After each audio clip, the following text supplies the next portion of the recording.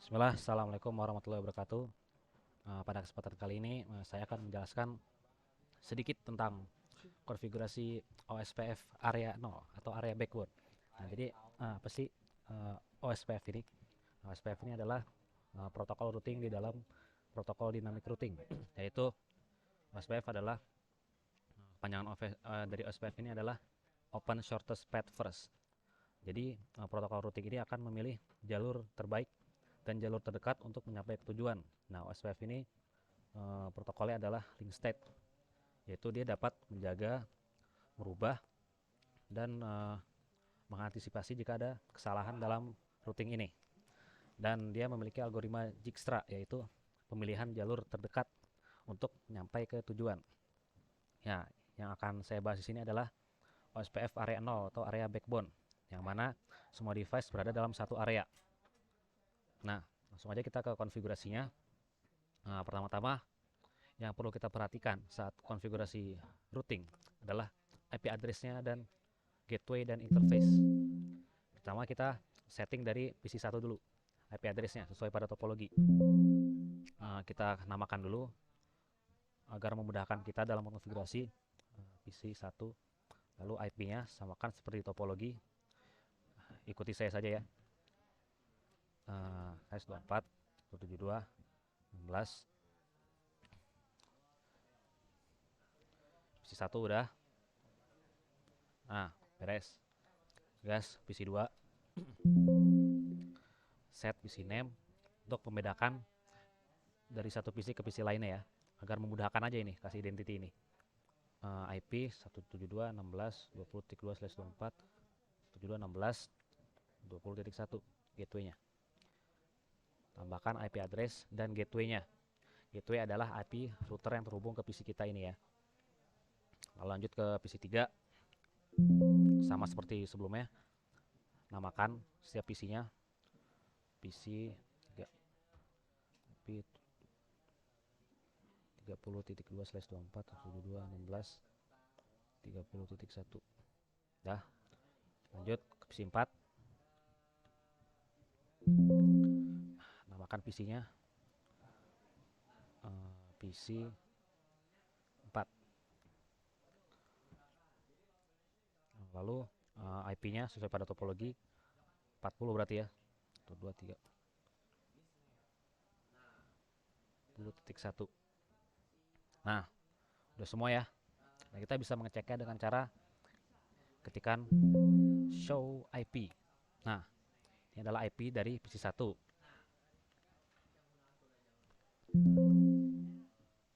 IP PC2.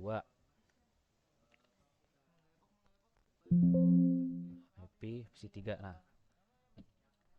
ini digunakan untuk memastikan apakah konfigurasi kita sudah benar apa belum nih, dengan cara melakukan pengecekan setiap konfigurasi yang kita lakukan. Nah, lanjut kita sekarang memulai konfigurasi IP address pada setiap router yang ada di area ini. Dimulai dari router 1 dulu. Kita login dulu. Jangan lupa berikan identity untuk membedakan antara router ini dan router lainnya. Nah, ini identity ini sangat penting ya ketika kita ingin mengkonfigurasi router yang banyak. Nah, coba bayangin aja. Misal kita mengkonfigurasi router banyak, terus namanya mikrotik semua, pastinya akan bingung kan? Nah, makanya kita menggunakan identity untuk membedakan antara router satu dengan router lainnya. Cara sistem identity set name router satu. Nah, lalu IP address add address sesuai pada topologi ya. Router satu yaitu 10.1/24 interface enter 1. Nah, kita samain aja pada dia topologi ya. Kalau bingung ya lihat topologi aja biar nggak bingung lagi gitu. Nah, lanjut IP address add address 172.16. Ini yang mengarah ke PC1 ya. Titik 1/24 interface header 3 ya, sesuai pada topologi. Pokoknya kalau bingung lihat topologi aja, lihat topologi. Dah, terus IP address router 1 clear. Lanjut ke yang router 2. Kita admin, kita login dulu, admin, password Telkom 0, berikan namanya, identity, set name, router 2, IP address at address 10.10.10. Nah ini yang mengarah ke router 1. Karena si 10.1 udah dipakai di router 1, berarti kita pakai 1.2/24. Nah ini IP address ini langsung terhubung ke si router 1 ya. Interface header berapa ini? Kita lihat 1. Lalu lanjut IP address at address 20. Dia mengarah ke si router 3. 24. Interface-nya header berapa? Header 2. Intinya dalam routing yang harus kita perhatikan adalah IP address dan interface pada setiap router. Intinya perhatikan itu aja, fokus pada itu aja. Lanjut, IP address-nya yang mengarah ke CPC 2 20.1/24 interface header 3. Kita cek apakah udah benar dengan cara IP address print. Nah, udah benar ya. Coba kita ping ke arah router 1 untuk memastikan sudah terhubung nih kedua router ini 10.10. Nah, ini IP dari si router 1. Nah, udah reply ya. Berarti router 1 dan router 2 sudah terhubung nih. Lanjut, konfigurasi router 3. Sama, berikan identity.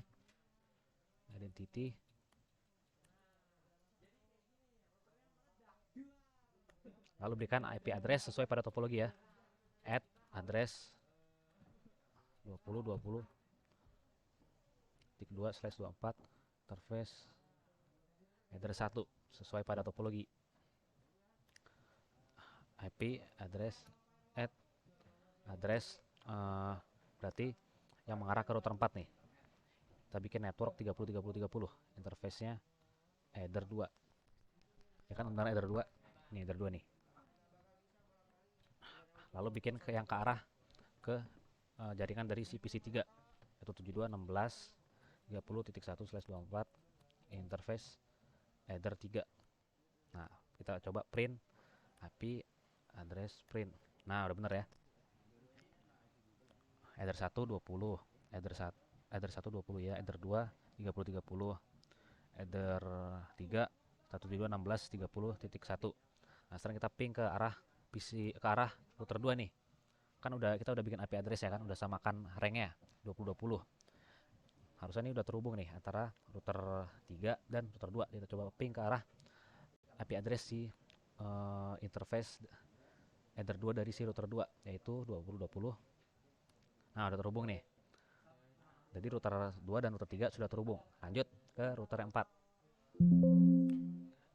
Sama, berikan identity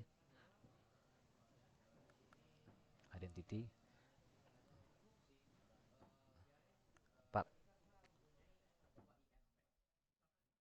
Sorry. IP address at address 30.30 yang ini IP address yang terhubung langsung ke si router 3. Karena si titik 1 udah dipakai, kita pakai titik 2. Nah nih, titik 2 nih. Interface-nya berapa nih? Header 1. Lalu IP address yang mengarah ke PC 4, jaringan lokal dari si PC 4 yaitu 172.16.40.1/24. Interface-nya header 3. Nah, kita coba ping nih. Harusnya udah bisa nih dari router 4 ke router 3. Nah, adapun kita melakukan ping ini agar kita untuk memastikan apakah antara router yang terhubung atau directly connected ini sudah bisa saling ngeping. Nah, jadi gunanya ping ini adalah untuk memastikan kita sudah bisa terhubung gitu dengan yang seharusnya bisa terhubung. Nah, ini kan 1 dan 2 ini kan terhubung langsung nih. Harusnya nih kalau udah diberi IP address bisa ngeping. 2 dan 3 kalau udah diberi IP address bisa ngeping nih dari 20 ke 20.1 ke 20.2, 30.1 ke 30.2. Nah, lanjut kita ping coba ke arah PC 3 nih yang terhubung langsung. IP-nya 30.1. Nah, udah bisa nih. Nah, konfigurasi IP address beres. Lanjut, yang perlu kita perhatikan di sini adalah kita akan mengkonfigurasi routing OSPF-nya nih. Nah, di routing OSPF menggunakan area backbone. Nah, area backbone ini adalah konfigurasi yang paling sederhana dalam protokol routing OSPF ini, yaitu area 0, area backbone. Jadi emang ketika kita mendapatkan network ingin menambahkan routing OSPF, defaultnya kita akan menggunakan area backbone ini. Nah, nggak usah banyak ngomong ya, langsung aja ke konfigurasinya. Pada router 1, routing OSPF network add network. Nah, ini network ini adalah kita harus mendaftarkan network yang kita punya. Nah, taunya dari mana nih? Router 1 ini punya network apa aja nih? Caranya adalah kita dengan IP address print. Nah, ini network yang dimiliki si router 1 yang harus kita daftarkan pada routing OSPF kita. Nah, langsung aja kita daftarkan ya. OSPF network add network. Yang pertama 10.10.10.0, jangan lupa slashnya ya. Lalu area backbone sama network add network 72.16.10.0. Jangan lupa slashnya. Areanya sama backbone sesuai pada topologi. Nah, ini yang kita daftarkan di sini adalah sesuai network yang kita punya nih. Langsung aja enter. Konfigurasi OSPF routing 1, router 1 beres. Lanjut ke konfigurasi OSPF di router 2. Kita lihat dulu si router 2 punya network apa aja nih yang harus kita daftarkan di routing OSPF kita. Ya, seperti yang saya contohkan tadi, IP address print. Nah, ini network yang si router 2 punya ini nih yang harus kita daftarkan di routing OSPF kita. Lanjut, kita daftarkan dulu ya.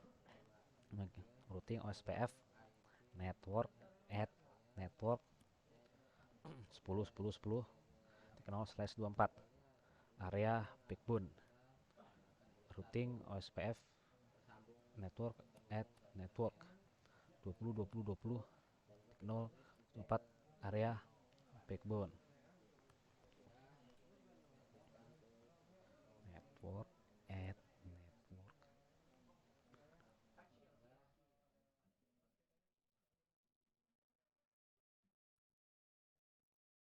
Nah, konfigurasi routing OSPF pada router 2 beres. Nah, kita bisa ngeceknya dengan cara nih, routing OSPF network print. Nah, ini kita bisa ngecek nih. Lanjutlah. Kita lanjut konfigurasi routing OSPF di router 3. Kita lihat dulu ya, si router 3 ini punya network apa aja. Nah, ini network yang dimiliki router 3 yang harus kita daftarkan pada routing OSPF kita. Network add network 20.0 area backbone. Backbone-nya semua pokoknya. Nah, biar cepat nih, langsung aja.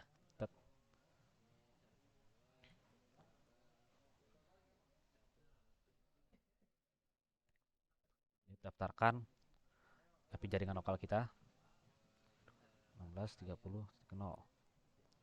Wis, ada salah nih, typo nih. Nah, beres. Wis. Kita cek dulu ya, apakah sudah benar ya konfigurasi OSPF kita. Nah, udah ya. Kita sudah mendaftarkan semua network yang dimiliki si router 3 ini. Nah, sesuai ya. Lanjut, kita konfigurasi routing OSPF di router 4. Kita lihat dulu nih, router 4 ini punya network apa aja nih. IP address print. Router 4 ini punya 30.0 dan 16.40.0. Routing OSPF network